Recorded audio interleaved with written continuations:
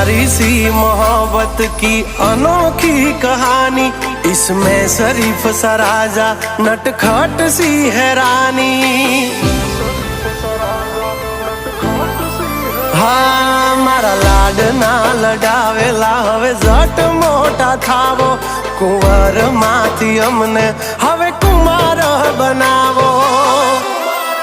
हाँ उमर थई 18 हवे विवाहनु विचारो, वहू राणी थईने वाली मारा खोरडे पधारो। हो आ पागलनी बनो हवे पगली मन जीवती